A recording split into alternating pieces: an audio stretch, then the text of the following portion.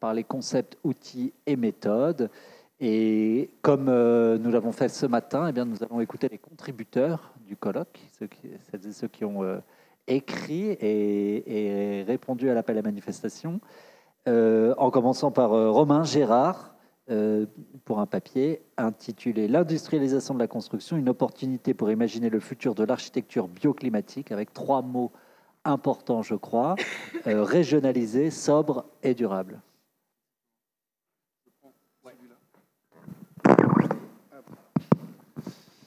Bonjour à tous, Romain Gérard, moi je suis ingénieur en structure et en mécanique des matériaux.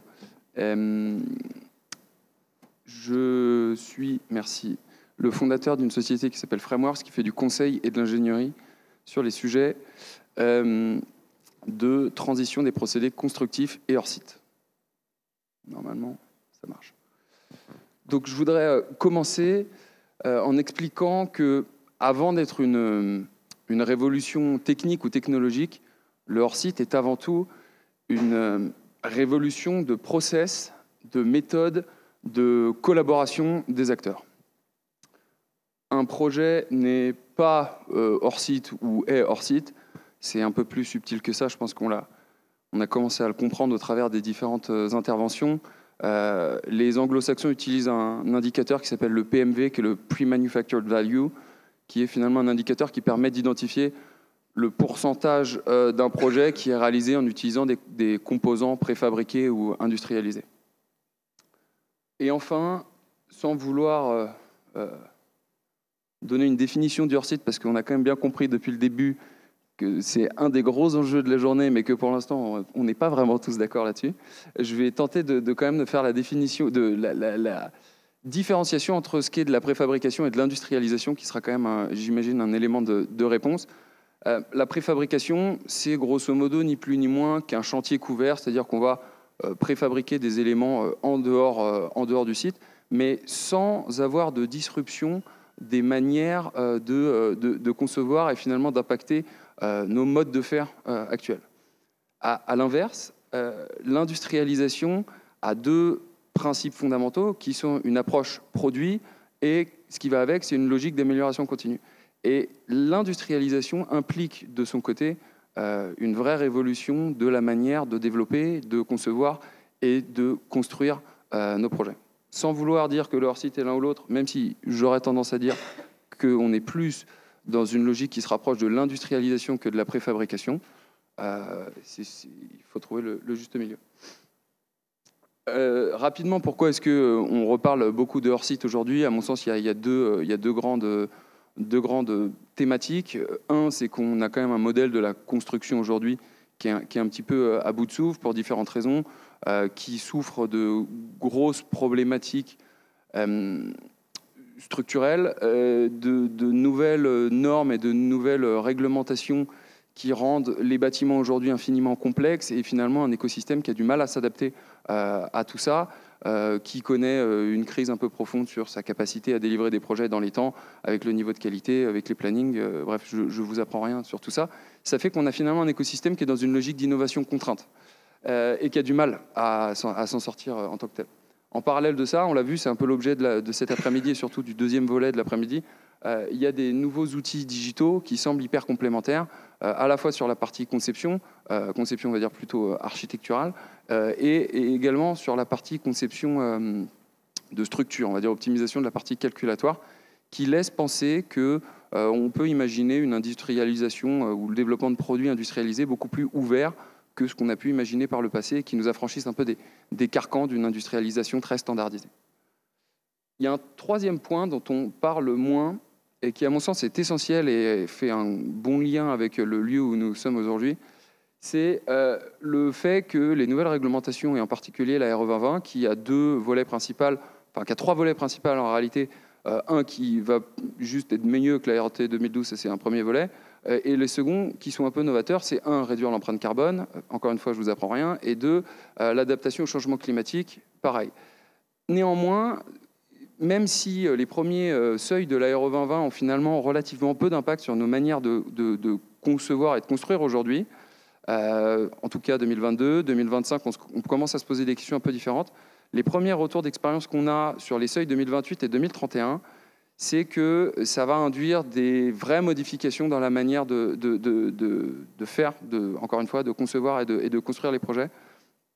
Et il y a différents leviers qui ressortent de ces premières études-là, qui sont notamment un gros travail sur la compacité et un gros travail sur la surface des vitrages, en plus d'avoir un autre pilier fondamental qui est la rationalisation de la conception, qui pose encore une fois la logique de la manière de collaborer sur un projet et l'écosystème qui y travaille. En plus de la logique de confort d'été qui amène plein de sujets que je développerai un petit peu après. Tout ça, ce qui est sûr, c'est que ça pose une vraie question fondamentale quand on parle de compacité et notamment de taux de vitrage, de lumière naturelle et tout, de la désirabilité de l'habitat de demain. Je ne parle pas de l'habitat dans 2 ans, mais plus dans 10-15 ans. Et ça va nécessairement amener à une obligation d'avoir une nouvelle architecture qui va devoir s'adapter à ça et prendre en compte ces éléments-là. Et c'est un peu le propos d'aujourd'hui, c'est de se dire finalement, est-ce que ce n'est pas une super opportunité pour tout le monde de faire un lien entre cette montée de l'industrialisation qu'on voit émerger et ce besoin de renouveler l'architecture à 10-15 ans. Est-ce que ce n'est pas l'occasion de réinventer tout ça?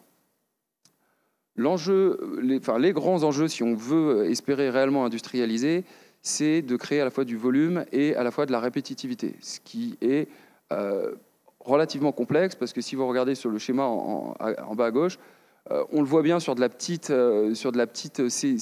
maison, par exemple, on arrive à développer de la série, donc on s'y retrouve, et sur des très grands projets, finalement, on arrive à retrouver de la répétitivité et du volume à l'intérieur même du projet. Mais la réalité, c'est que le mid-market, qui représente 80 à 90% des projets, il souffre d'une très haute variabilité, d'une faible répétitivité, qui fait que l'industrialisation, en tout cas très standardisée, est infiniment complexe à mettre en œuvre. Un des éléments de réponse consiste à développer un écosystème distribué de composants interopérables. Alors j'insiste sur 2 mots, c'est la notion de distribué et d'interopérable. Donc distribué, ça veut dire qu'on n'est pas sur un seul industriel qui possède cette technologie, et interopérable, ça veut dire qu'on réfléchit sur différents composants qui fonctionnent bien entre eux, qu'on peut facilement assembler, voire désassembler. Donc là, vous avez un exemple de ce que pourrait prendre cette forme qu'on appelle plateforme, qui finalement est un ensemble de composants qui sont regroupés par famille et par typologie. La France, comme tout un tas d'autres pays, possède une très grande variété architecturale et notamment des zones climatiques extrêmement variées. Donc il y a une question de fond qui se pose de comment est-ce qu'on peut développer des composants qui sont capables de répondre à ces enjeux de manière nationale. Et à mon sens, si on veut répondre à ça, il faut réfléchir à une décomposition de cette approche de plateforme avec 2 grandes familles de composants. Des premiers composants qu'on va appeler fonctionnels, qui vont regrouper finalement tous les éléments plutôt internes d'un bâtiment. On va retrouver la structure, tous les usages techniques, donc les gaines techniques, les modules techniques, des modules techniques. Tout ce qui va être lié aux usages, donc des pods de salle de bain, de cuisine, des cages d'escalier, différents systèmes, et également les modules 3D qui regroupent finalement tout ou partie de ces éléments-là. Ce qu'on regroupe sur ces éléments intérieurs, c'est que finalement, ils ont 2 caractéristiques pratiques, c'est qu'ils ils participent peu, voire pas du tout, à l'architecture extérieure des bâtis, et en plus de ça, ils participent très peu à la performance de l'enveloppe. Donc on peut imaginer des standards qui sont déployables à l'échelle nationale, dans une logique de massification. Ça ne veut pas dire qu'il faudra tout fabriquer au même endroit, mais ça veut dire qu'on peut développer on peut réfléchir à des standards qui pourraient être applicables vraiment sur une très large partie du territoire. À l'inverse, les composants extérieurs, qu'on va appeler des composants d'enveloppe, eux, ils sont extrêmement impactants pour les sujets d'architecture, évidemment, et également pour les sujets de performance de l'enveloppe, et donc finalement de résilience climatique du bâti et du projet dans lequel on va s'inscrire. À l'échelle nationale, ils sont incapables de répondre à cette diversité. Ça ne fonctionne pas. Par contre, réfléchir à une échelle régionale de ces composants d'enveloppe, ça commence à faire du sens. Parce qu'à l'échelle régionale, on sent qu'on est dans un périmètre de 200-250 km dont on parle régulièrement. On sait qu'on est sur des granulométries architecturales où on s'y retrouve. On arrive à vraiment retrouver ça. Cette régionalisation, elle permet de répondre à plusieurs enjeux qu'on a un peu évoqués aujourd'hui et qui sont fondamentaux si on espère un jour massifier la construction industrialisée. C'est la réponse aux enjeux architecturaux locaux et ne pas avoir quelque chose de très standardisé et répétitif. La capacité de fabriquer en circuit court avec des ressources locales. L'adaptation aux enjeux climatiques, évidemment, on n'a pas les mêmes problématiques si on construit à Brest que si on construit à Nice. Et également la capacité de conserver la dynamique économique dans le territoire dont on a parlé également. Cet ancrage régional qui s'appuie donc, qui doit répondre à des enjeux, on va dire, vraiment locaux, il permet d'imaginer des systèmes architecturés qui soient très adaptés, ou en tout cas mieux adaptés à ces enjeux spécifiques, notamment en s'appuyant sur la mixité des matériaux, dont on a assez peu parlé en fait depuis ce matin. On a beaucoup parlé de matériaux, mais on a assez peu parlé de la complémentarité qu'ils peuvent avoir, notamment les éléments d'enveloppe. Je parle spécifiquement des composants d'enveloppe, où les matériaux bio peuvent, et quand je parle bio, je pense notamment à des façades ossature bois, peuvent questionner quant à leur résilience climatique et la faible massivité finalement de ces systèmes-là. À l'inverse, les matériaux géosourcés apportent tout un tas de propriétés mécaniques, hygrométriques, massiques, qui sont hyper complémentaires, mais on voit que pour différentes raisons de poids des éléments, de difficulté de massifier finalement ces productions-là, ils ont aujourd'hui en tout cas une faible maturité et ils sont relativement peu mis en œuvre.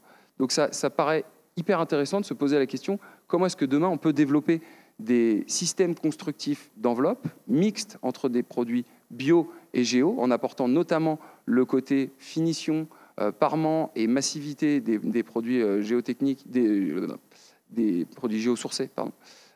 Voire même en utilisation de parement intérieur où on a une capacité hygrométrique qui est hyper intéressante. Comment est-ce qu'on peut appliquer ça à ces systèmes-là?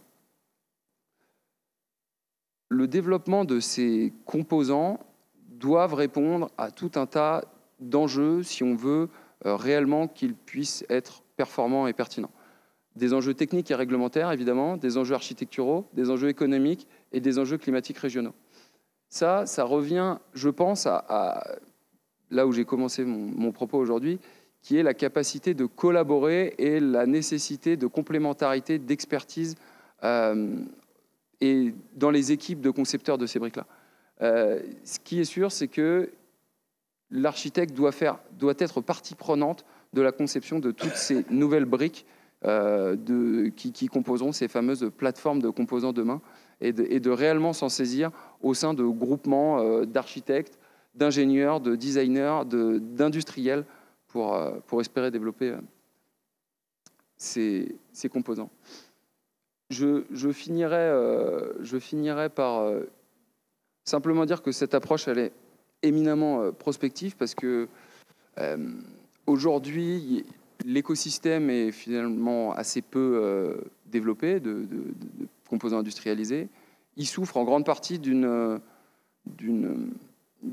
demande qui n'est pas suffisamment structurée et il ne peut pas, en l'état, rentrer dans une vraie logique d'industrialisation. Il est contraint de surfer entre des bouts d'industrialisation et finalement une logique d'adaptation à cette demande qui s'approche plus de la préfabrication sans la capacité de mettre en œuvre tous les process industriels qui permettent à terme de tirer toute l'essence de l'industrialisation dans sa capacité notamment de réduire les coûts et de maîtriser tous les autres éléments dont on parle régulièrement de qualité, de coût et d'efficience de manière générale. Je pense que cette approche peut permettre de répondre et de massifier l'industrialisation sans compromettre la notion d'architecture qui est essentielle et non plus sans compromettre la notion de qualité et de désirabilité de l'habitat de demain. Et je finirai juste avec cette petite phrase de Buckminster Fuller qui résumait assez bien déjà il y a un peu de temps le fait que des changements aussi profonds ne peuvent pas s'opérer sans un changement de modèle en tant que tel. Et je pense que c'est un peu l'enjeu fondamental de ces prochaines années. Voilà. Je vous remercie. Merci beaucoup, Romain Gérard. On ne manquera pas de mettre en discussion tout à l'heure tous ces éléments-là, mais d'abord je passe la parole à Pascal Chazal, l'incontournable Pascal Chazal dans cette filière du hors-site, pour nous parler conception... C'est arrivé. Ça a l'air de marcher. Voilà, super. Pour parler conception orientée objet, par opposition peut-être, vous nous direz, à la conception orientée produit. Merci, bonjour à toutes et à tous. Je suis vraiment ravi d'être ici et les échanges depuis ce matin sont vraiment extrêmement intéressants. Donc j'ai intitulé cette présentation finalement la construction hors site du XXIe siècle n'est pas la construction préfabriquée d'après-guerre, et on a eu une présentation ce matin absolument extraordinaire sur les années de la préfabrication qui ont commencé bien avant, mais qui se sont vraiment exprimées après-guerre et qui ont répondu à des besoins qui étaient vraiment extrêmement importants après-guerre. Et on a quelque part dans nos têtes cette vision, ça a même été dit ce matin, c'est un traumatisme finalement de ces années d'après-guerre qui étaient les années des chemins de grue et puis également de la préfabrication. Et quand on parle aujourd'hui de construction hors site, finalement, c'est un petit peu ce qu'on a dans nos têtes. C'est est-ce qu'on ne va pas avoir des bâtiments tous standardisés ? Et Robin vient d'ouvrir la voie à mon propos, c'est que aujourd'hui, on n'est pas en train de parler de bâtiments standardisés, aucunement et jamais. Par contre, on peut parler d'éléments qu'on va retrouver dans nos bâtiments, qui eux pourraient être des éléments qui pourraient être standardisés. Et s'ils sont standardisés, ils vont pouvoir être produits efficacement dans une usine. Et donc, on parle bien du distinguo entre finalement le monde du bâtiment et puis le monde de l'industrie. Et ce sont vraiment deux mondes qui ne se connaissent pas, qui ne se comprennent pas, qui ne se parlent pas. Et le hors-site, finalement, c'est peut-être essayer de relier les deux. Alors, je vais vous parler de... Punaise, là, c'est une catastrophe, le rendement, je ne sais pas ce qui se passe. Le rendu, désolé pour ça. Alors, je vais vous parler de quelque chose qui n'a rien à voir avec le monde du bâtiment. Je vais vous parler des débuts de l'informatique. L'informatique est arrivée dans le domaine personnel il y a une quarantaine d'années avec les premiers personnels computers qui valaient une véritable fortune. Mais ce qui coûtait encore beaucoup plus cher, c'était les logiciels pour les utiliser. Et pourquoi ils coûtaient très cher ? Parce que les développeurs de logiciels à cette époque, en fait, utilisaient ce qu'on appelle la programmation incrémentale et ils codaient toutes les lignes d'un programme. Et c'était très long, il y avait beaucoup de risques d'erreur, peu de fiabilité, et ça coûtait très cher. Et puis certains de ces informaticiens se sont rendus compte que quand on développe un programme informatique, il y a plein de blocs de code qui finalement sont des blocs de code qu'on va retrouver dans d'autres programmes informatiques parce qu'on a toujours besoin de faire telle ou telle chose. Et donc ces blocs de code, ils les ont appelés des objets. Et les développeurs ont appris à assembler entre eux des objets. Finalement, les éléments répétitifs, ce sont des objets, je les assemble entre eux, et moi, mon énergie, je la mets sur les parties les plus spécifiques. Et en fait, cette programmation orientée objet, c'est vraiment quelque chose qui a complètement changé la donne de l'informatique et qui nous permet d'avoir les téléphones portables qu'on a aujourd'hui et tout le reste. Pourquoi je vous parle de ça ? Parce que, en fait, aujourd'hui, nous, dans le bâtiment, en fait, on code toutes les lignes. On construit des bâtiments à partir d'éléments industrialisés, parce que la plaque de plâtre, c'est un produit industrialisé, parce que la brique, c'est un produit industrialisé, mais ce sont des éléments extrêmement simples qui correspondent à un métier, et un métier seulement. Et ces éléments, on va les mettre en œuvre sur le chantier à grand renfort de main-d'œuvre. Donc des éléments à faible valeur ajoutée, à grand renfort de main-d'œuvre. Le problème, c'est que les bâtiments d'aujourd'hui, on a vu beaucoup les bâtiments d'après-guerre, par exemple. La tour Ariane, ici sur la gauche, fait partie de ces bâtiments-là. Et bien, en fait, c'était des bâtiments finalement relativement simples. Un bâtiment dans les années 70, c'était environ 70% de gros œuvres et 30% pour les autres lots. Et on a mis 1 an pour faire la tour Ariane. La tour Saint-Gobain, qui a été livrée il y a peu de temps, ça a été 50 travaux. Alors on peut se questionner, parce qu'on a quand même des matériaux qui ont évolué, des outils qui ont évolué. Comment se fait-il qu'il faille 5 fois plus de temps ? Mais la vérité, c'est que ce n'est pas du tout les mêmes bâtiments. Que la tour Saint-Gobain, c'est à peine 30% de gros œuvres et 70% pour les autres lots, les lots techniques et les lots architecturaux. Et le problème, c'est que nous, on continue à construire ces bâtiments avec les mêmes méthodes et les mêmes organisations que celles qui marchaient bien quand les bâtiments étaient simples. Et le résultat, c'est quoi? C'est une chute de la productivité, et une chute importante de la productivité. Elle a été mesurée dans les années 2018, où en 20 ans, en France, on a perdu 20% de productivité pour les ouvriers sur le chantier. Et cette baisse de productivité, elle est liée à la complexité des bâtiments, mais aussi à la perte de la main-d'œuvre qualifiée. Et ça ne s'arrange pas. Ça s'est accéléré notamment avec le Covid, où les ouvriers se sont rendus compte finalement que il y avait une vie après le boulot, et il y a certaines personnes qui quittent leur emploi. On le voit dans la restauration, on est en train de le voir aussi dans le bâtiment, parce que les conditions de travail sont extrêmement difficiles. Et tout ça, cette perte de productivité, bien sûr, ça se traduit par quoi? Ça se traduit par de la perte de qualité, ça se traduit par des délais qui explosent, ça se traduit par des coûts qui explosent. Et donc, on a vraiment un sujet aujourd'hui, tous ensemble, de comment est-ce qu'on améliore la productivité globale de notre activité immobilière. Le résultat, c'est également que les besoins ne sont plus satisfaits. Alors, c'est vrai qu'aujourd'hui, on a parlé de réemploi. On s'est dit qu'il vaut mieux ne pas démolir plutôt que de construire. N'empêche que les chiffres sont là. On a 2 millions de ménages qui sont en attente d'un logement social. La Fondation Abbé Pierre nous dit chaque année qu'il y a 3 500 000 personnes qui sont mal logées. Il y a eu une étude menée par l'USH qui nous dit qu'il faudrait produire ou rénover de manière très performante 518 000 logements par an. On est à peine à 300 000. Donc les besoins sont là. Mais la réalité, c'est qu'on voit aujourd'hui une inadéquation entre les prix de l'immobilier, ce que nous produisons, et puis les revenus de nos clients. Alors l'idée de la construction hors site repose sur l'idée de déplacer des heures des ouvriers dans une usine. Alors ce n'est pas tous les ouvriers, parce que le hors site, ça a été dit par Romain, ce n'est pas blanc ou noir, ce n'est pas tout dans l'usine ou tout sur le chantier, bien au contraire, c'est un savant mélange des deux. On va essayer de faire en usine les choses qu'on a intérêt à faire en usine, on va continuer à faire beaucoup de choses sur le chantier. Mais ça repose sur ces deux chiffres. Dans une usine, tout est fait pour que l'opérateur soit le plus efficace possible, et dans les meilleures usines, un ouvrier apporte de la valeur ajoutée à peu près 80% de son temps. Sur un chantier, c'est 80% de temps perdu. Alors quand vous dites ça à un ouvrier, il n'a pas l'impression de perdre son temps 80%. Hein. Par contre, quand vous discutez un peu avec lui, en fait, il fait quoi pendant sa journée de travail?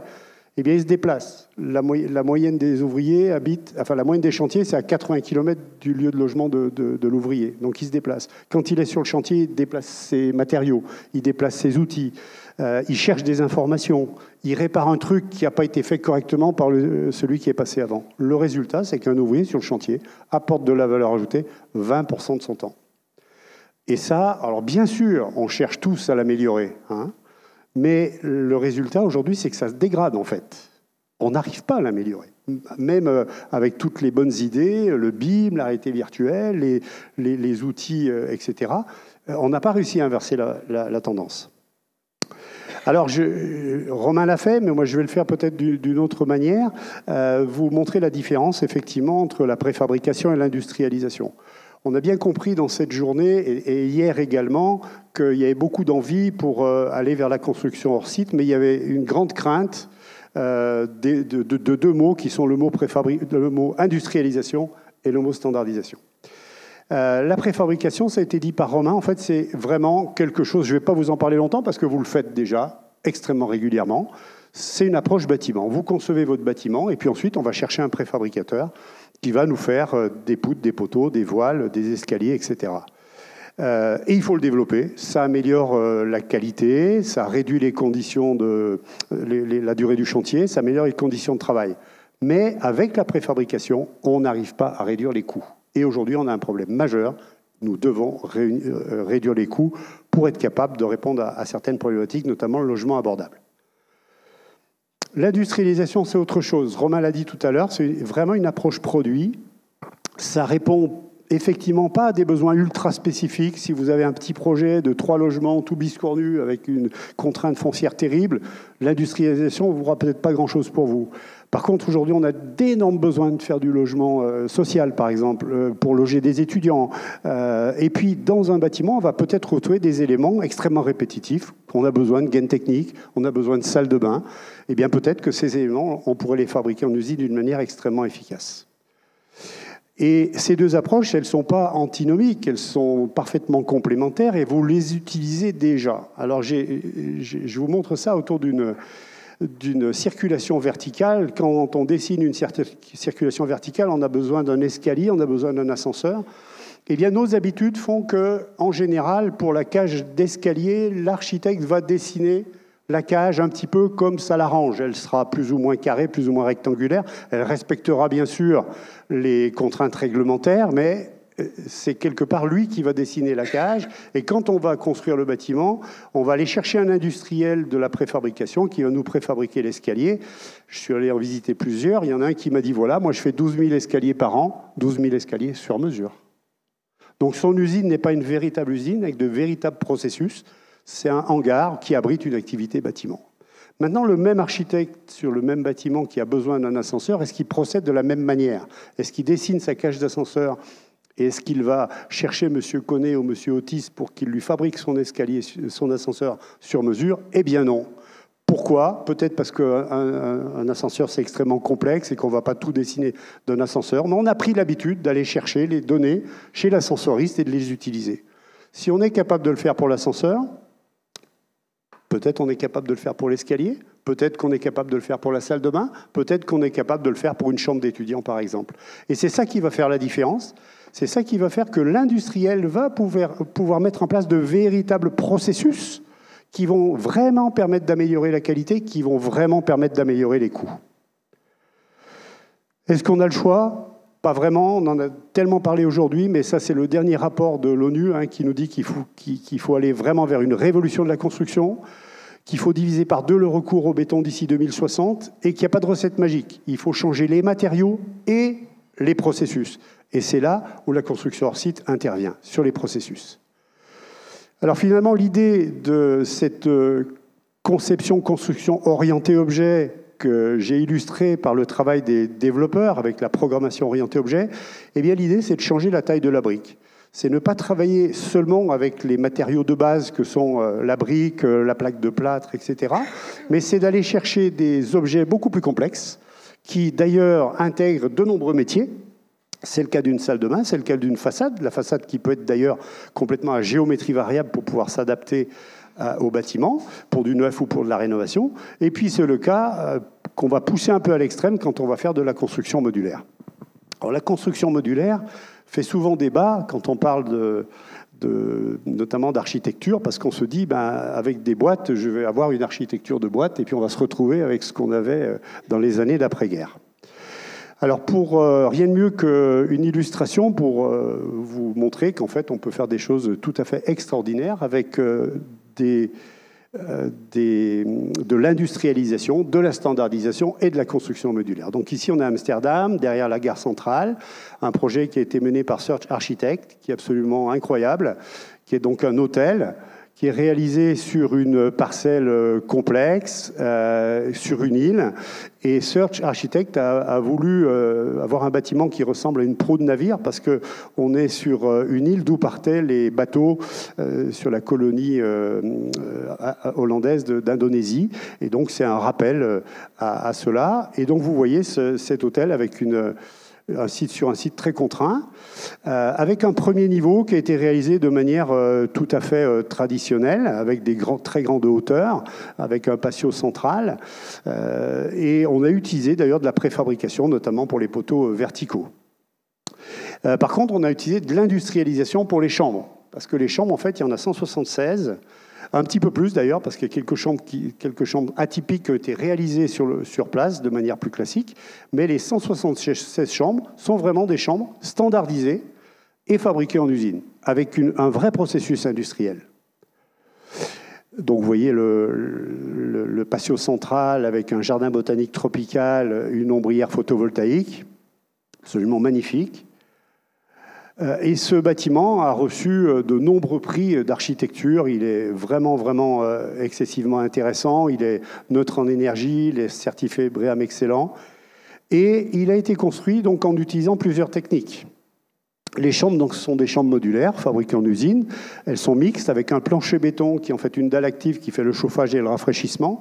Et puis 3 éléments de CLT qui ferment la boîte et qui permet d'avoir un élément porteur sur 10 étages. Donc on a une première partie qui est finalement très traditionnelle, les infrastructures. D'ailleurs, à Amsterdam, il faut fonder très profond et au moins 1 an de réalisation de pieux pour pouvoir construire. Une cage d'ascenseur, cage d'escalier qui est en béton.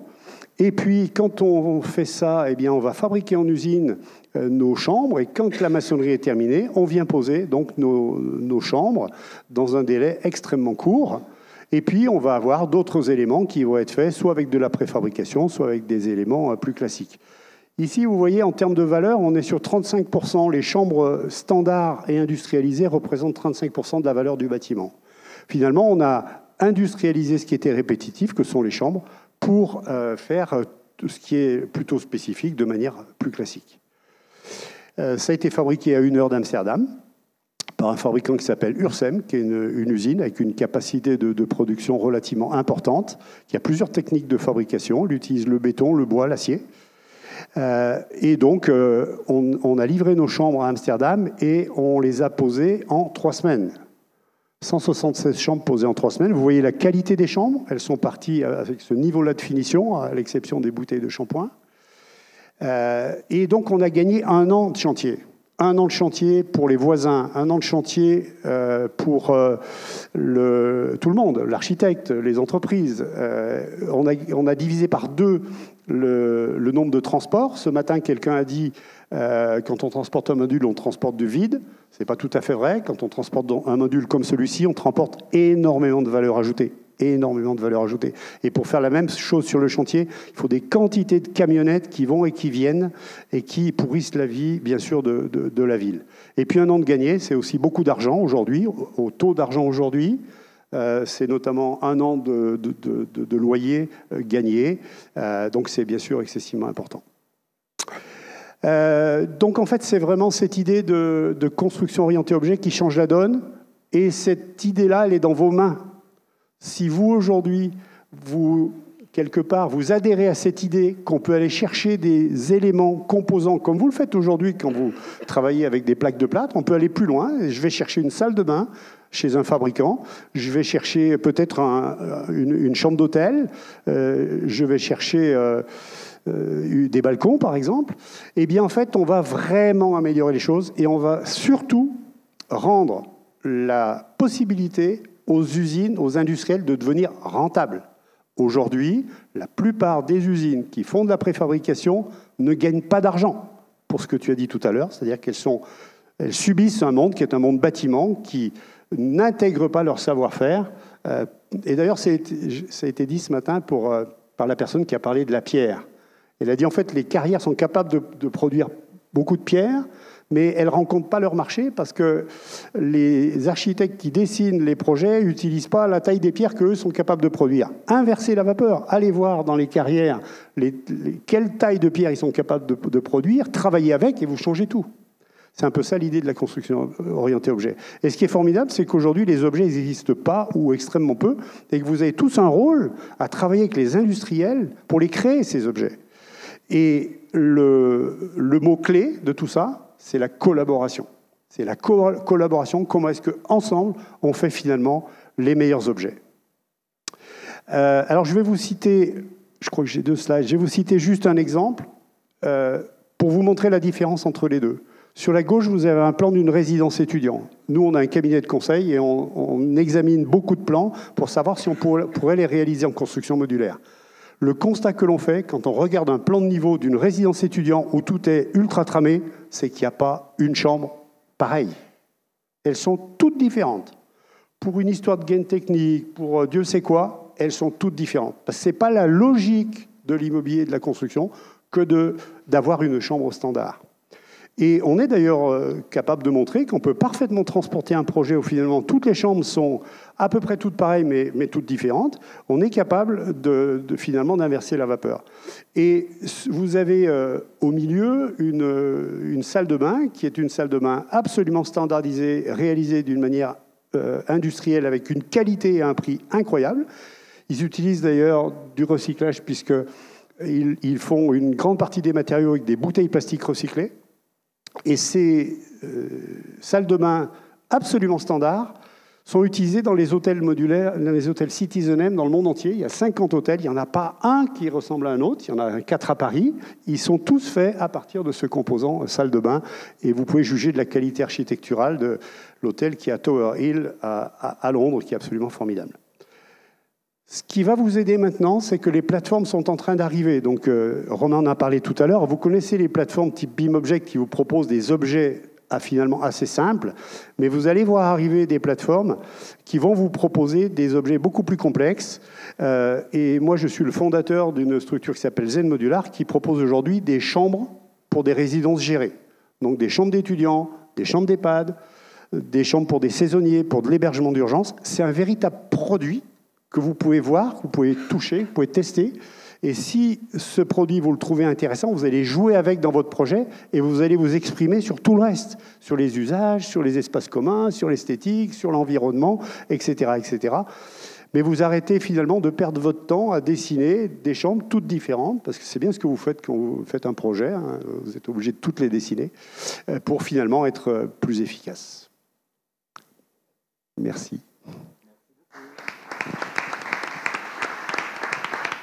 Merci beaucoup Pascal Chazal, et effectivement je ne doute pas que vous aurez des questions, moi aussi, mais on se les garde pour tout à l'heure parce que là aussi, entre vos deux interventions, messieurs, il y a la question des jeux d'acteurs et c'est ça qu'on va aborder avec Margot Pellegrino et Carole Wernert qui signent une contribution aux côtés de Angélique Chartier, qu'on excuse, qui n'est pas là parmi nous aujourd'hui, une contribution intitulée « Industrialisation de la rénovation, un système d'acteurs en restructuration ». À vous la parole.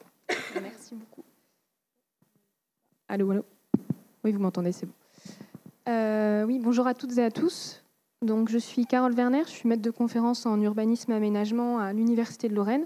Et avec ma collègue Margot Pellegrino, qui est aussi maître de conférence en urbanisme et aménagement à l'Université Gustave Eiffel, on va justement vous présenter une contribution. Alors, pas avec les mêmes approches qu'on a vues ce matin ou même cet après-midi, on va surtout se consacrer à la question de la rénovation énergétique et l'industrialisation de la rénovation énergétique, et notamment la restructuration de son système d'acteurs à travers l'industrialisation des procédés.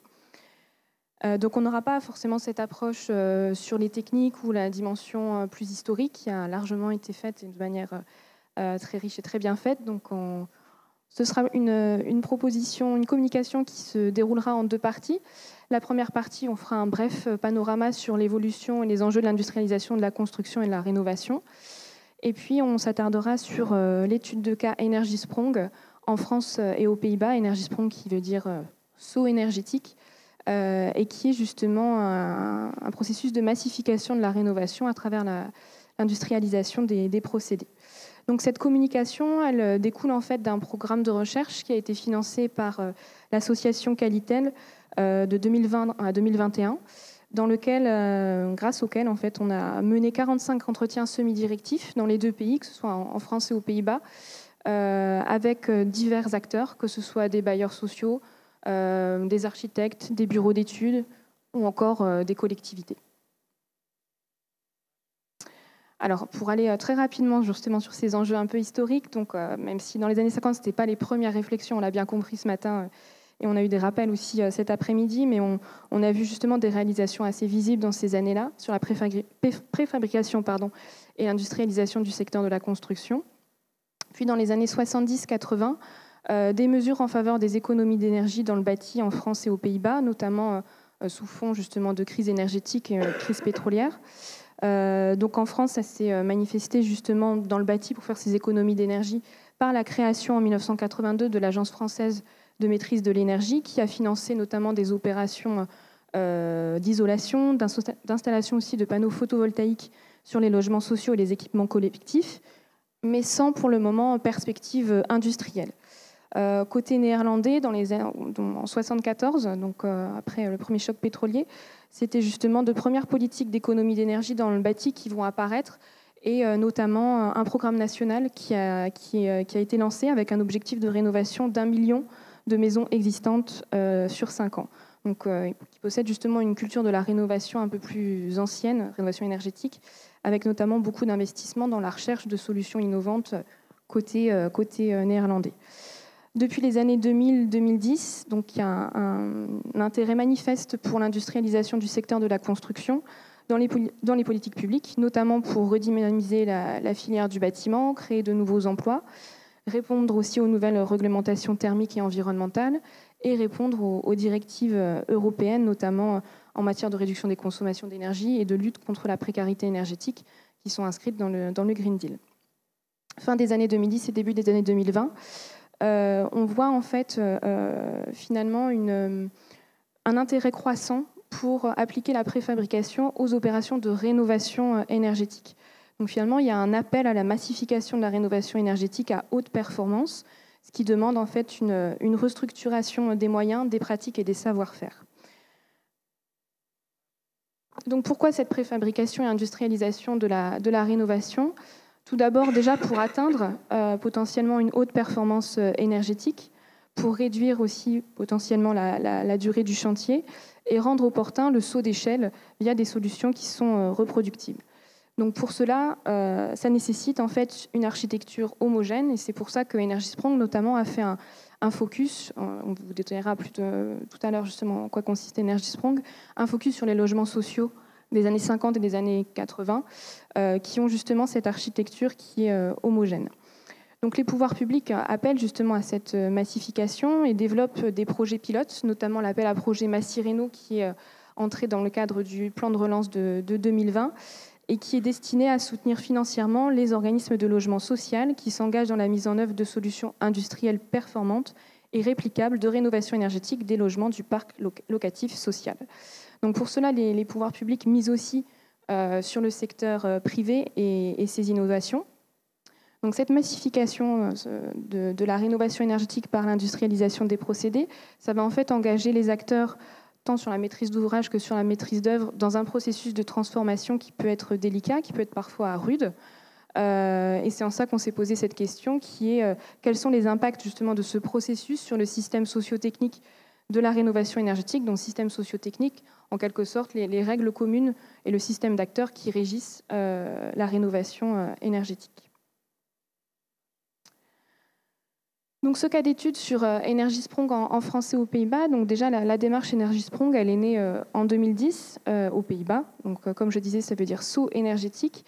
Et c'est un procédé de massification de la rénovation énergétique qui vise en fait le net zero energy, ce qui veut dire en fait que le bâtiment va consommer, va produire autant qu'il consomme, et ça va se faire en fait par une industrialisation des procédés qui va être particulièrement menée au sein des logements sociaux.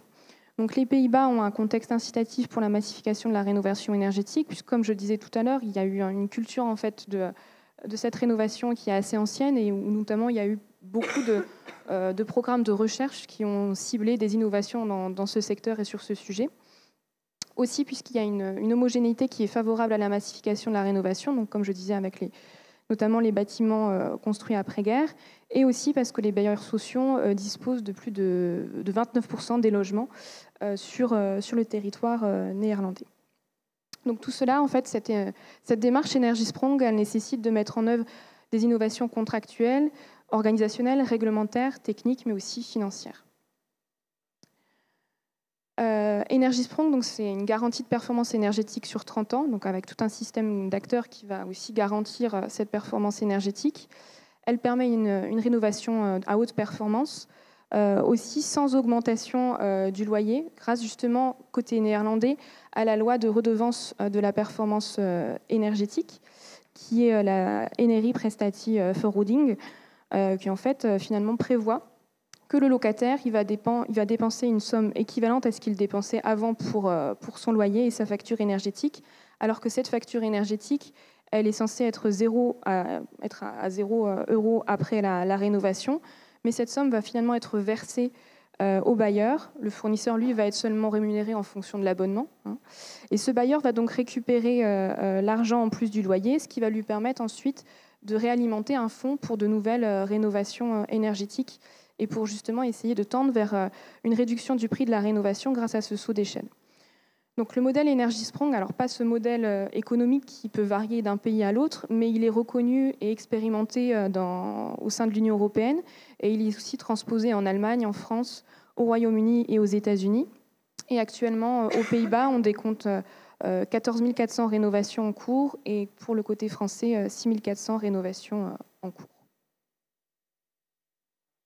Et je laisse la parole à ma collègue Margot Pellegrino. Vous m'excuserez pour mon état de santé très précaire. Je ne sais pas combien d'entre vous connaissez déjà l'existence de cette méthode Energy Sprong, pour curiosité. Peut-être les autres se sont demandé quel est le lien entre la rénovation énergétique du bâti et l'industrialisation. Comment on fait pour industrialiser une rénovation énergétique? Vous voyez dans l'image qui ressemble beaucoup à des images qu'on a vues ce matin, cet après-midi pour la construction neuve. Il s'agit d'un certain nombre de composantes, les façades et le toit, qui peuvent être réalisés hors site à travers donc, des assemblages d'éléments de composantes qui sont préassemblés hors site. Et l'idée, et donc là, j'ouvre une parenthèse, c'est très bien d'intervenir vers la fin de la journée parce qu'on peut se servir de ce que les autres ont déjà mobilisé. Nous, on s'insère plutôt bien dans cette idée d'industrialisation. Ce qui nous a intéressé de regarder dans Energy Sprong, c'était l'idée que c'était l'intégralité du processus qui était industrialisé. Donc, pas simplement un assemblage hors site de composantes, mais le fait que l'intégralité du processus était industrialisée. Même si on est encore, et ça il faut le dire, à un stade de prototype, et donc ce fameux problème de la quantité du volume, évidemment, des rénovations qui ne permet pas encore de dire que ça y est, on est sur une étape de véritable industrialisation de ces composantes. Mais les chiffres sont, disons, encourageants avec tout un tas de limites qu'on détaillera par la suite.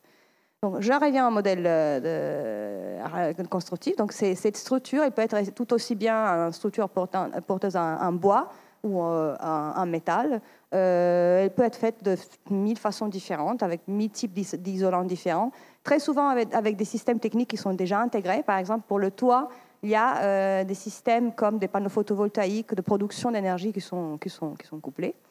Et donc, sont réalisés, ils sont transportés sur place. Et après, sur place, qu'est-ce qui se passe? Le bâtiment qui existe déjà, la maison, le pavillon, un logement social dans les Hauts-de-France ou un Pays de Loire qui existe déjà, il continue d'exister. Et sur la façade existante, sur le toit existant, sont appliqués ces éléments préfabriqués qui sont en quelque sorte clipsés, si on peut utiliser ce terme, devant. Donc le bâtiment, il augmente. Vous vous rappelez peut-être de l'image qu'on a mis comme toute première image. On a un morceau de ces bâtiments qui a déjà Energy Sprongisé, si on peut dire, et le reste, pas encore. Donc on voit qu'il gagne un peu en hauteur et en dimension, parce que c'est effectivement une deuxième peau qui est juste apposée à l'existant. Donc c'est ce modèle. Donc attention, petit point d'attention, vous voyez cet élément noir, cette sorte de module de contrôle qui est appliqué. C'est peut-être quelque chose qu'on pourra reprendre aussi dans la discussion. Cette préfabrication, cette industrialisation par composantes, et là, cette extrême liberté, et je reprends... Je partage absolument la présentation qui en a été faite précédemment. En même temps, quand elle se charge de composantes autres, elle détermine aussi la vie d'un bâtiment, par exemple, sa vie énergétique. Donc, ces bâtiments Energy Sprong, ils sont conçus dès le départ, par exemple, avec un système de production photovoltaïque, avec de la ventilation mécanique, avec des pompes à chaleur. Et donc, ils nécessitent, du moment où ils sont conçus comme ça, leur gestion et toute leur vie dépendra aussi de ces systèmes techniques qui vont avec la façade qui a été l'élément qui a été préfabriqué et composé. Donc, ça demande toute une gestion énergétique à travers ces centres de contrôle, difficiles parfois pour les ménages à être gérés, et qui soulèvent tout un tas de questions quant à la réappropriation par les habitants de ces projets. Et c'est peut-être un angle d'attaque aussi qu'on pourra creuser dans la partie discussion. Donc nous, dans notre recherche, ce qui nous intéressait, c'était de voir, de partir un peu de l'idée que cette industrialisation pouvait se faire, allait se faire, donc de poser la question de quels impacts ça pouvait avoir sur les métiers, sur les pratiques. Et on en a rencontré énormément à travers de nos entretiens, des changements très importants pour la maîtrise d'ouvrage, notamment liés à cette ambition, à ce désir, à cette nécessité de faire volume, de mettre sur le marché un nombre important de rénovations. Effectivement, 12 maisons, 10 maisons, 7 maisons, ça ne fait pas industrialisation, ça ne mérite pas, ça ne pourrait pas enclencher. Et donc, on assiste, même au stade des projets pilotes, à des volumes qui commencent à devenir importants, intéressants. On a dans les Hauts-de-France un projet à 1500 logements, on a un Pays de la Loire un projet à 2500 logements.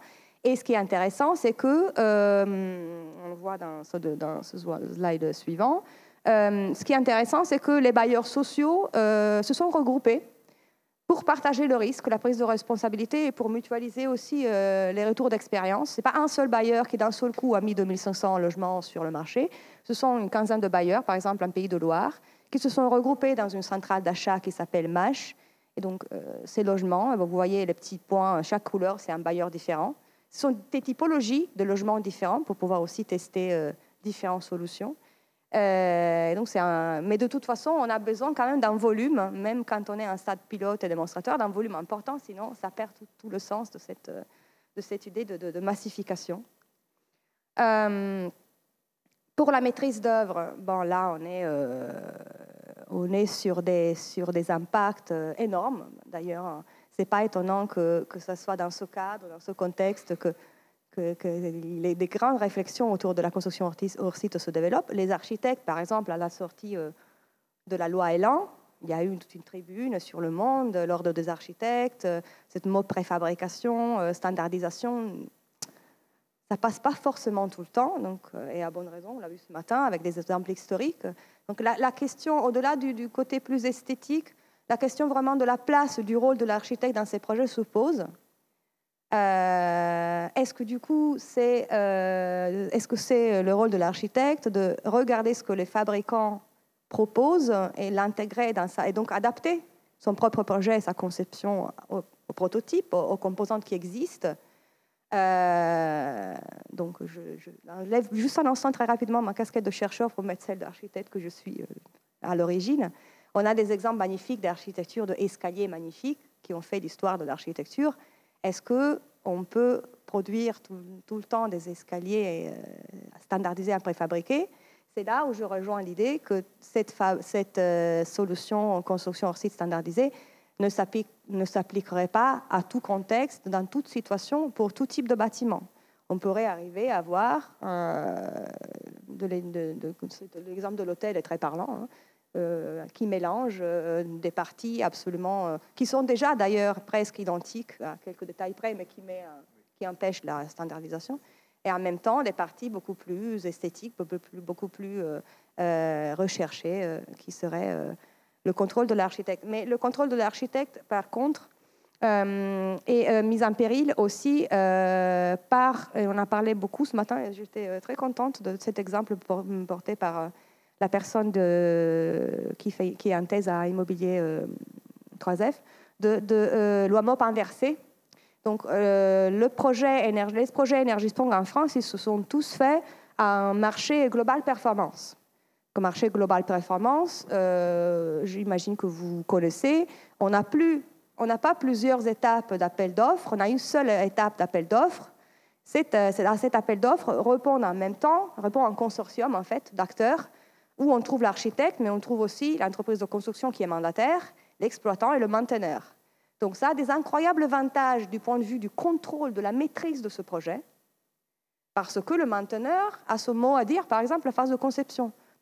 Nous savons tous qu'aujourd'hui, la performance d'un bâtiment se joue et combien sur la phase de vie de maintenance de ces systèmes techniques, mais parfois très innovants, mais que après, sur la longue durée, s'avèrent absolument ingérables, non maintenables, avec des coûts excessifs, etc. Donc le mainteneur a ce mot à dire en phase de conception. Le constructeur aussi a ce mot à dire en phase de conception. Et l'architecte se retrouve à ne plus être le seul maître du projet, mais devoir jongler entre les envies, les ambitions, les tentations, les contraintes des autres acteurs, tout en étant au final quand même toujours responsable, parce qu'on l'a vu dans Energiesprong, il y a une garantie de performance dont la responsabilité est souvent partagée par tous les acteurs du consortium sur 30 ans. Donc il y a quelques petits points juridiques très très sensibles à traiter. Quand un produit est préfabriqué ou industrialisé ou produit hors site, mais il fait partie d'un projet et puis porté sur chantier, au final, s'il dysfonctionne, qui en est responsable? Est-ce que le responsable est le producteur, le fournisseur de cette façade? Est-ce que le responsable est l'architecte? Est-ce que c'est le constructeur? Comment on fait, dans le cas de l'industrialisation, de la préfabrication, à bien cerner les responsabilités juridiques? C'est un point qui mérite d'être aussi traité. Et puis, côté entreprise, évidemment, aux Pays-Bas, on insiste, ils sont, disons, un peu plus en avance par rapport à la France, peut-être, sur ces sujets. Et là, on voit tout un panel de solutions différentes. L'industriel qui se spécialise sur le bâti, donc sur la construction de matériaux, de composantes préfabriquées.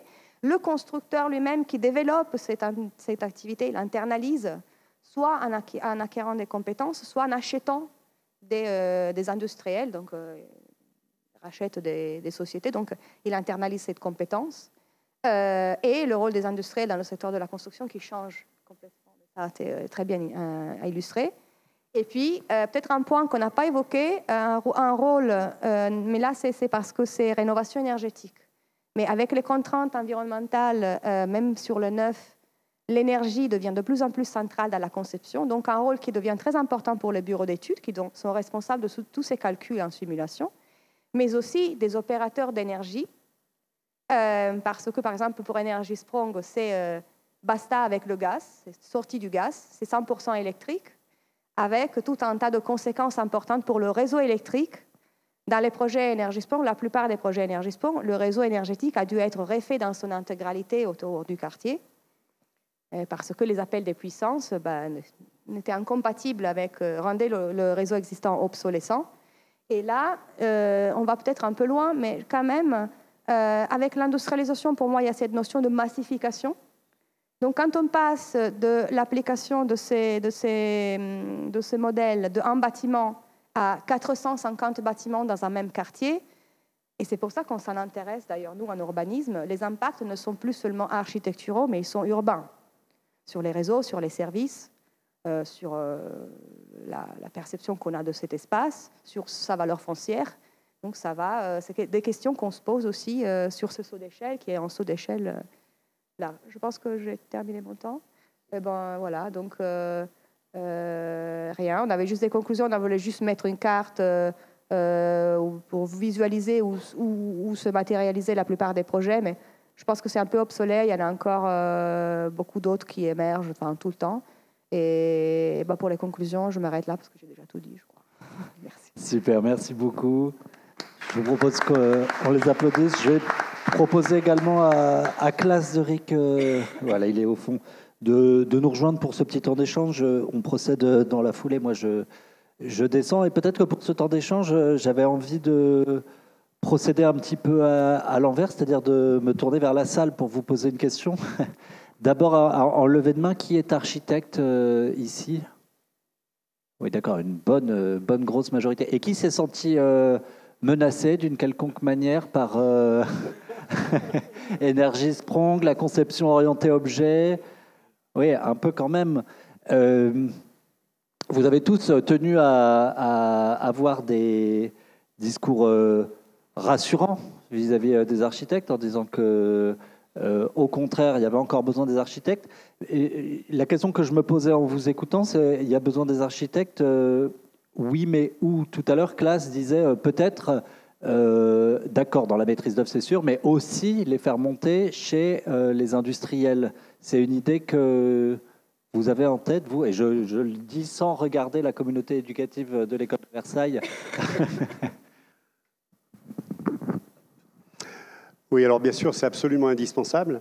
Si on ne veut pas arriver justement à ce qu'on a eu après-guerre, où on a eu des bâtiments d'ingénieurs, il faut vraiment qu'il y ait une collaboration avec tout le monde, avec les industriels, mais pas seulement, aussi avec les entreprises de bâtiments qui vont faire ce qui ne se fait pas en usine.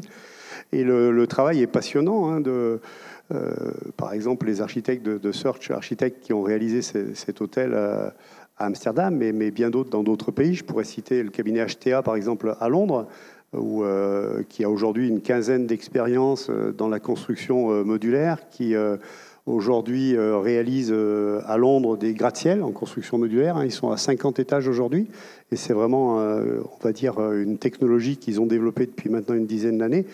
Et en fait, en discutant avec notamment Rory Bergin, qui est le responsable de chez HTA de cette partie-là, j'ai eu une fois une occasion de discuter avec lui et d'un promoteur qui était avec moi qui disait « mais c'est la première fois que j'entends un architecte parler de standardisation ». Et Rory a répondu « en fait, nous, c'est parce qu'on l'a compris qu'on fait les plus beaux projets qu'on ait jamais faits et qu'on a retrouvé le plaisir de faire ce métier ». Donc vraiment, c'est une ouverture qui est incroyable et il faut que les architectes participent à cette aventure.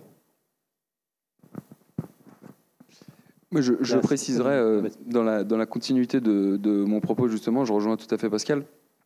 C'est essentiel que les architectes participent à la conception de ces éléments, de ces briques constructives, quelles qu'elles soient, quelle qu'en soit l'échelle, que ce soit des composants intérieurs qui vont jouer directement sur l'usage, sur la qualité d'usage, que ce soit sur le travail sur typiquement des salles de bain, ou sur des éléments plus larges d'enveloppe où ils vont travailler sur la matérialité extérieure et comment est-ce qu'on va réfléchir à des tramages qui vont être adaptés, comment est-ce que ça va être des éléments avec lesquels les architectes vont pouvoir jouer pour créer vraiment des façades extrêmement variées, mais tout en limitant la quantité finalement de composants unitaires, parce que c'est ça le fond du sujet, c'est de réussir à créer un haut niveau de variabilité avec finalement une quantité d'éléments unitaires, on va dire, limitée, hein, pour pouvoir vraiment appliquer des logiques d'industrialisation. Donc moi je suis convaincu qu'il faut que ces éléments-là ils soient développés par, encore une fois, des équipes pluridisciplinaires dont les archis doivent faire partie. Parce que de toute façon, je suis convaincu que les architectes ne s'en empareront pas s'ils ne sont pas à la base de cette réflexion-là, parce qu'ils ont énormément apporté de leur point de vue, mais pas que. C'est-à-dire qu'il y a aussi une logique beaucoup plus large où ça doit répondre à des contraintes qui ne sont pas que architecturales, également techniques, également économiques, également d'autres paramètres qu'on va prendre en compte. Et c'est essentiel d'avoir cette collaboration multidisciplinaire à la fois dans la création des composants et à la fois aussi dans leur déploiement sur des opérations concrètes.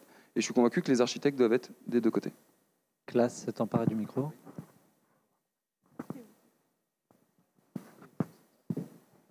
Je pense que c'est à la fois excitant et effrayant à la fois, je dirais. C'est effectivement, je pense, il y a des possibilités. Enfin, Energiesprong, c'est déjà un mot qui est en néerlandais. Franchement, comme flamand, c'est... Bon, c'est pas ce qu'on veut voir, en tout cas. Et le rôle de l'architecte en Hollande est vraiment pas terrible. C'est vraiment devenu celui que personne n'a envie de l'avoir. Et ça, c'est parce que les entreprises ont tout le pouvoir en Hollande. Et ce genre de système, c'est pourquoi je parle effrayant, c'est effectivement en Hollande, parce qu'ils ont fait toujours toutes les maisons pareil, c'est la politique hollandaise.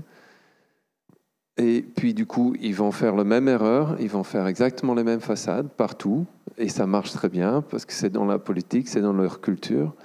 Pourquoi pas? Mais le rôle de l'architecte, il est juste plus là.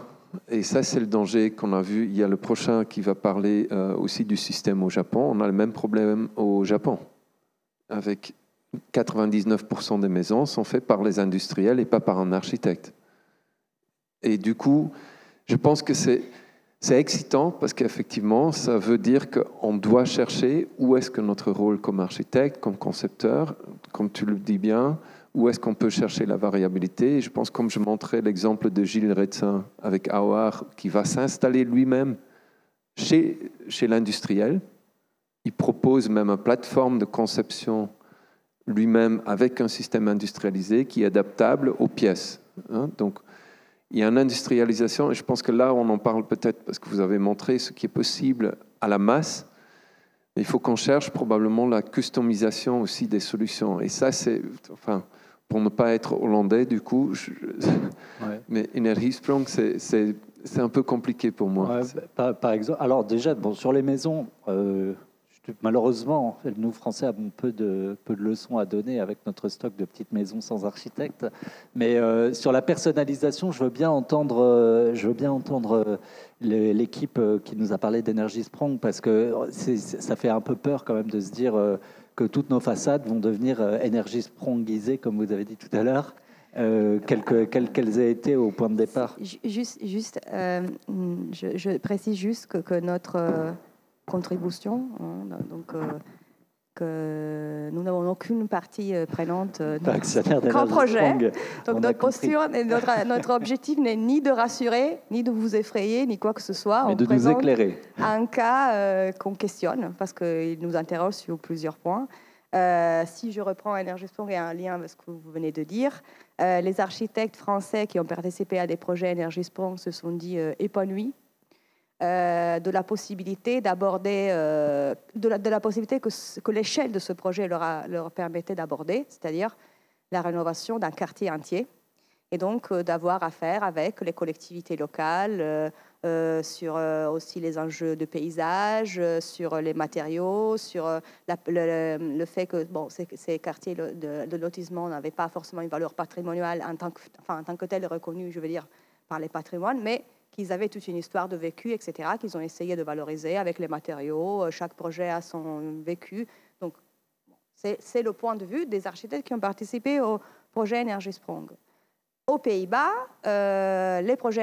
l'architecte des projets Energiesprong est un architecte interne à l'entreprise de construction, voire à l'industriel. C'est-à-dire que la compétence a été internalisée. Donc, il ne s'agit plus d'une voix indépendante qui participe avec les autres processus, mais c'est une voie complètement subordonnée. Donc, c'est bien pour ça que cet exemple d'Energisprong, il est intéressant, parce qu'il montre toutes les incroyables opportunités et en même temps tous les potentiels risques dont il faut bien avoir conscience quand on aborde ce sujet.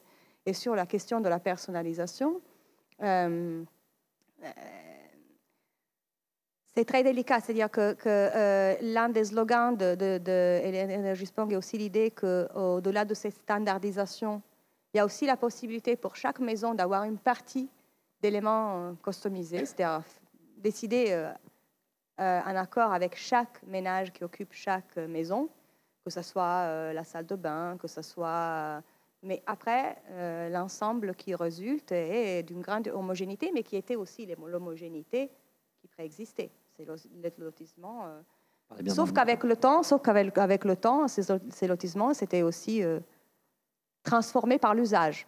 Et Energiesprong vient en quelque sorte gommer 40 ans d'usage en enlevant tout ce qui avait été construit par les habitants en façade, dans les jardins, etc. Et il remet à zéro la vie en quelque sorte de ces quartiers.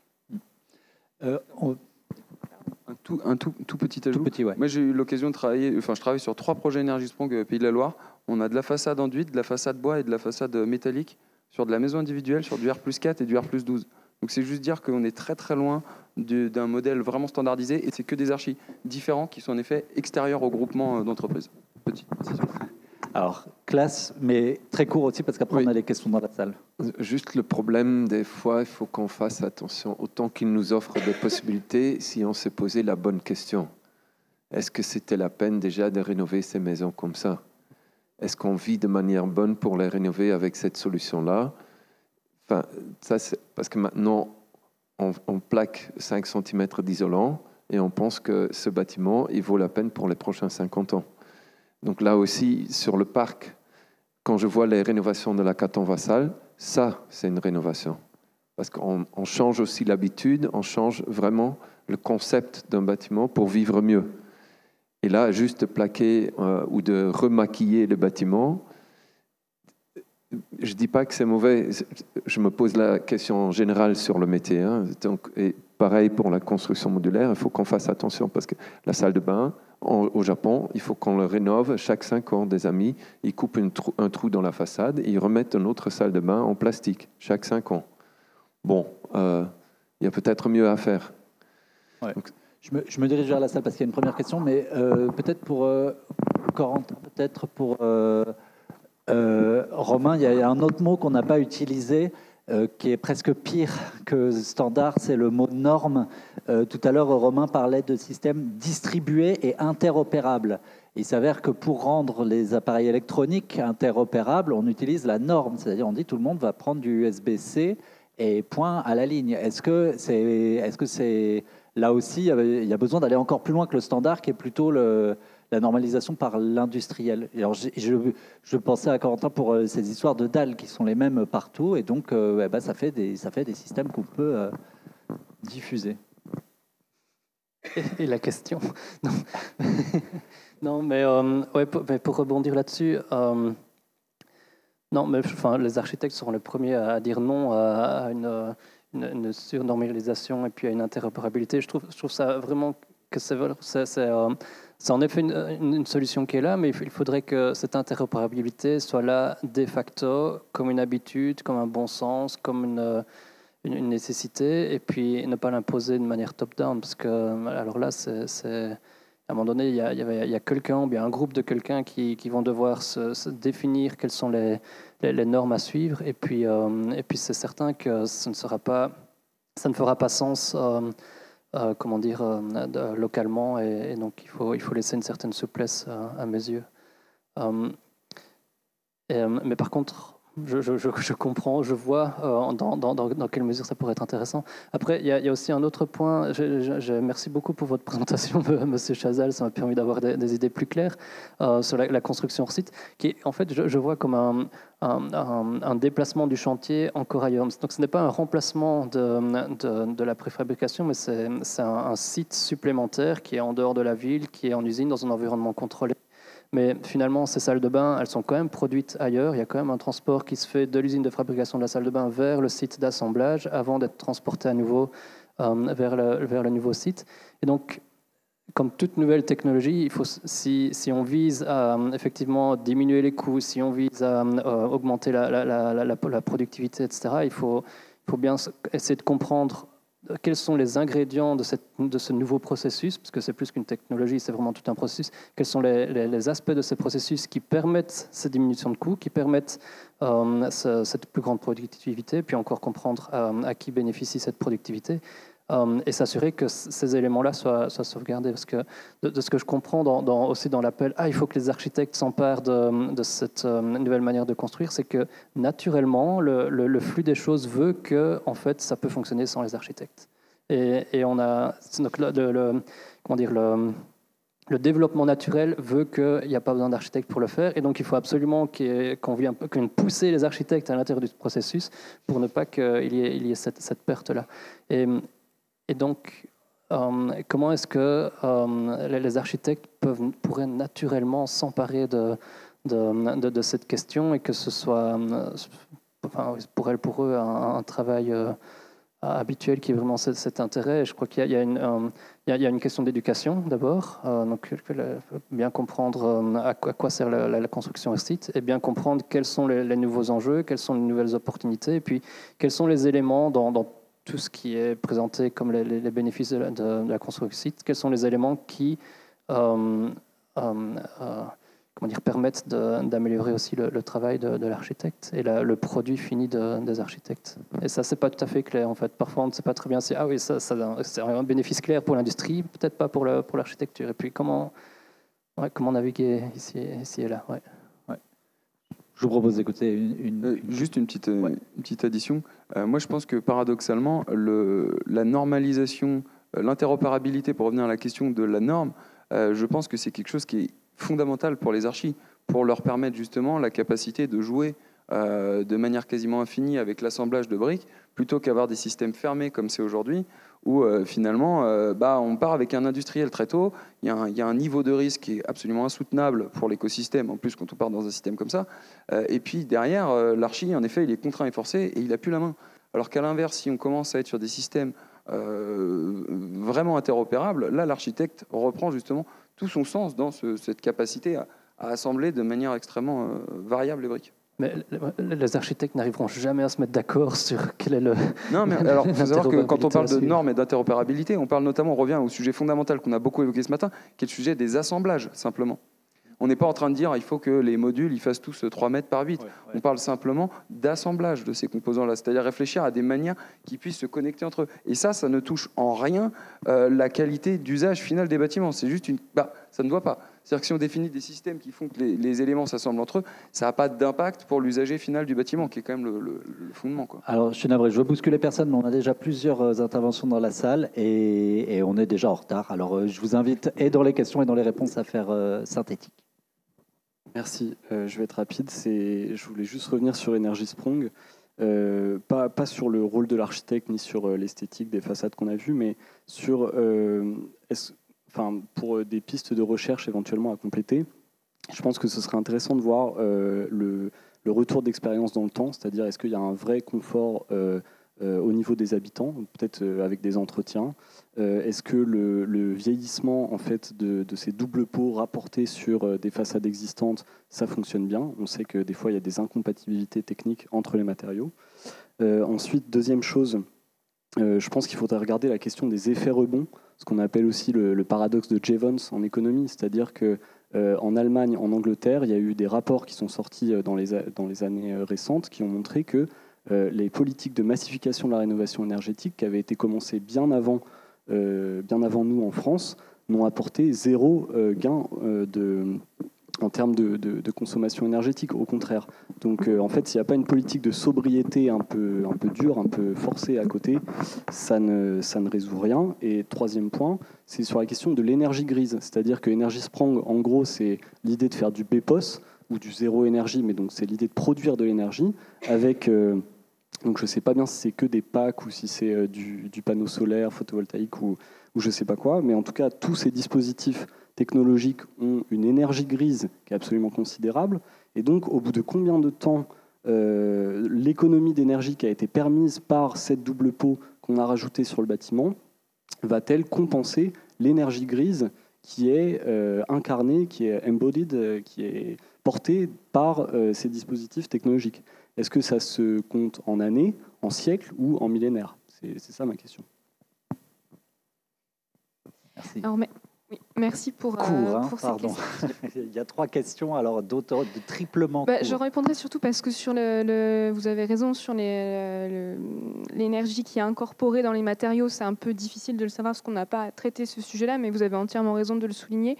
Il y avait des programmes européens qui avaient été faits justement pour essayer d'expérimenter notamment des rénovations industrialisées avec des matériaux bioressourcés sur le même profil qu'EnergySprong, c'était Drive Zero par exemple. Mais après là on n'avait pas vraiment toute une logique du cycle de vie et de la matière. Mais c'est sûr que ça c'est une piste indispensable à creuser pour que justement on ait un regard le plus exhaustif sur la consommation énergétique incorporée, quoi. Sur la question des systèmes sociotechniques et des habitants, c'est vrai que nous on a remarqué, on a justement écrit un papier là-dessus, sur le fait que souvent il y avait des effets rebonds ou du moins des décalages entre l'appropriation de ces objets techniques et parce que finalement c'est un nouveau logement dans lequel rentrent les habitants qui n'ont pas forcément l'habitude de laisser les fenêtres fermées tout simplement parce que la ventilation se fait de façon mécanique et automatisée, ou alors parfois il y avait même c'était un bailleur je crois qui nous avait dit ça, qu'il y avait quelqu'un qui avait réussi à désactiver les panneaux solaires, les panneaux photovoltaïques sur le toit. Du coup, ce qui avait complètement rendu impossible le net zero energy. Et pendant toute une période de chauffe. Donc là, il y a vraiment un problème il y a des choses qui se font. Il y a des ambassadeurs au niveau des Pays-Bas pour accompagner les habitants, pour s'approprier ces objets techniques, mais c'est clairement pas une évidence. Et c'est une remarque aussi à faire. Et là, pour ouvrir aussi aux autres et pour reprendre ce que vous avez dit, c'est vraiment l'idée. Et quel est le sens? Est-ce qu'il y a un sens qu'on peut chercher collectivement de dire il y a un bâtiment très énergivore, on peut le rénover avec un effort de X, lui faire gagner Y. Là, on met un effort X puissance 10, parce que c'est une industrie qui préfabrique une façade, où on enveloppe tout un système double pot, on met 4 systèmes techniques supplémentaires, le tout pour avoir du net zero.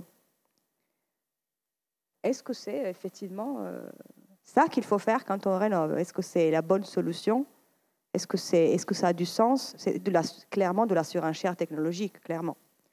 Donc là, et ce qui est étonnant, et j'ai vraiment beaucoup apprécié les interventions de ce matin, l'urgence absolue de faire des analyses en cycle de vie sur ce type de construction qui prennent en compte l'ensemble de ce processus. Sinon, on ne saura jamais si cet effort valait le coup. Ouais. Une dernière question, une dernière réponse, et puis on prend une petite pause.